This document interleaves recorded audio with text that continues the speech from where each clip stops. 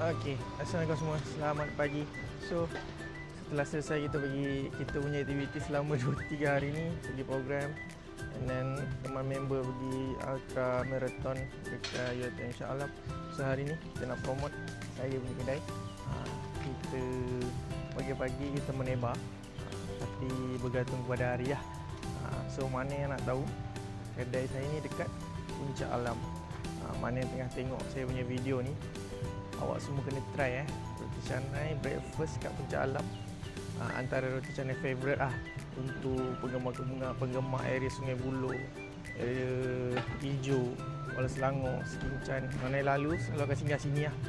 So hari ni shortcut video untuk awak tengok video apa yang ada dekat dalam kedai ni. Awak nak tahu roti canai kita ni kalau ikutkan dekat daripada Gombak kedai tepi jalan, and then dah selama 2 tahun kita kat sini. So jom kita tengok let's go. So ini dia roti pisang ini dia my father penebar. So ini dia sarapan, lemak, ada lontong, ada macam-macam sup, soto dan sebagainya. Minta maaf saya tak boleh buat video penuh sebab semua tengah ramai. Sebab saya nak masuk menebar ni. So okeylah, apa Roger, bye bye. Mana yang dekat tu jangan lupa singgah. Okey, Roger. Assalamualaikum semua. Selamat pagi.